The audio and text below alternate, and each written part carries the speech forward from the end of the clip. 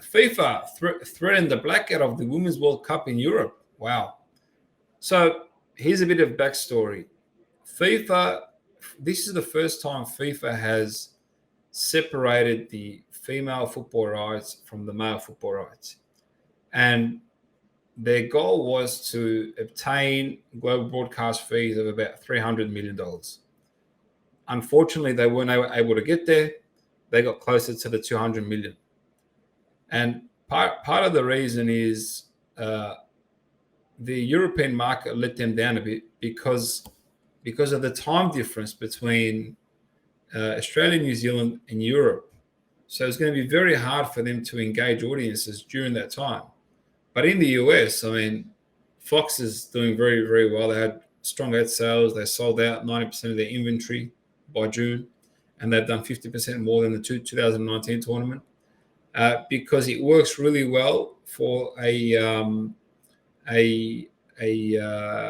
morning slot in the US, which is an evening slot in New Zealand. Yeah. So it works a lot better than what it did with Europe, and yeah, but I'm quite surprised at the fee targets because I would have thought it was a bit more. There's been a lot of talk and hype around women's football.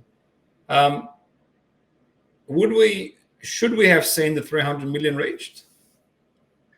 Well, based on commercials here, not feelings. We're talking about business. No. Again, I always say, the market always speaks, right? Yeah. You can. It's one of the reasons when we're involved in selling any property, we like to get third-party analytics involved and take any emotion or personal feelings out of it, and really get that objective look at it. I would say in this case, you alluded to probably the primary reason is it's going to be middle of the night, broadcast times in Europe, for those teams, the Lionesses and the French club and et cetera, that they're playing, an early evening, game, a match over in New Zealand or Australia, then it's, 2 a.m. in the morning, something like that, in England. It's, look, watch parties will still happen, but it's still not the audience that you'd want. You're not getting a lot of high profile, engaged audiences at that hour. And so, ultimately, that does hurt. I mean, that's certainly something that FIFA needs to understand when factoring in, the World Cup rights. Obviously they separated them out this year, and maybe this was probably the one year you kind of still keep them bundled with, given that you've got France and you've got, USA and, and New Zealand, women's World Cup coming. So at the end of the day, look, brands, and advertisers and rights holders, are businesses. They got to make sound, business decisions. I mean, so there's not a real reason to overpay for rights when you're not going to be able to get the return from the advertiser. I mean, I'm sure that they would have paid $300 million if they could have justified the number. And it doesn't have anything to do with the popularity of the women's game. Obviously, it sells out here in the U.S. because we've got a team going for their third consecutive World Cup title. So everybody loves the winner, right? And we're kind of in that, we're in a soccer crazed mode right now, leading up to 2024 Copa America and certainly the World Cup in 26, Olympics in 24. We've got all kinds of buzz around the game, so naturally, and to what you mentioned is accurate. We got morning games. People are going to watch. Their routine's not totally disrupted, and Fox can run the numbers and justify their rate card. So, I try not to make it too political or too personal or this is a gender related issue. It's not. It's just we talk about business on this show, and I mean that's a straight business decision being made by people that have to look at the numbers. I mean. you don't make bad business decisions to appease someone's feelings, and that's those are just the facts. And guys like you and me will still watch it because it's our job and it's what we do, and we'll work around it. But that casual fan, or that even that passionate fan may just maybe recording that game and watching it a little bit later if it's the type of result that they like. If their club loses and they go. But it's I've always thought that the World Cup is such a great destination event. I mean, Australia, New Zealand. If I was European, Australia, New Zealand is one I'd go to, as opposed to wait for it on TV. That's one. It's not that far. It's not not that difficult a flight. I mean, that's a crazy flight from here, but we got favorable TV times. So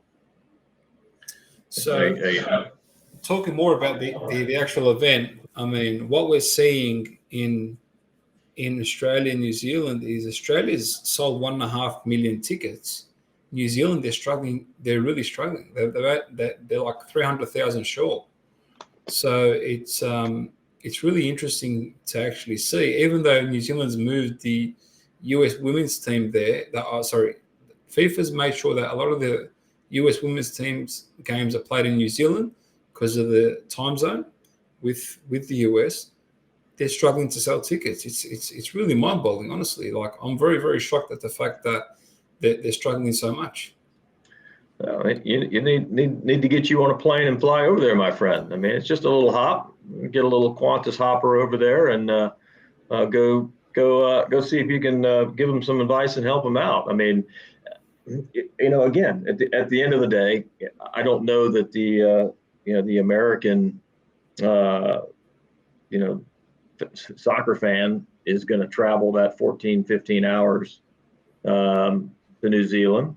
Obviously, the parents and the families of the players probably end up going, but Sam's Army, we've just gone through a World Cup. I mean, not a World Cup, but a Gold Cup and a Nations League. Two back-to-back tournaments with the men, and obviously lots of games been going on here, and you've got an Olympics right after this in France. There's probably people going, hey, I'm going to go to the Olympics versus going down to Australia. I mean, economies dictate what your discretionary income, and I get that's a big haul and a long time commitment to go over and play. So again, unless you got business reasons or family reasons to be there, the women's team is obviously a global draw as well. But again, the ticket business is tough regardless. I mean, obviously, the men's game doesn't face a lot of these issues because of obviously the global popularity of the sport. But hopefully they get a lot of walk-ups. A lot of people realize that, hey, I can get tickets to see the U.S. women play. You might see a lot more of the New Zealand fans say, hey, go check a game out. It's maybe it's going to be the last time you see some of those top players for the women, and also you're probably hopefully watching some history as they make the run to their third consecutive Women's World Cup. Thank you very much, everyone, for tuning in. Thank you, Rob, as always. It's an absolute pleasure. Take care, everyone. Peace out. All right, my friend.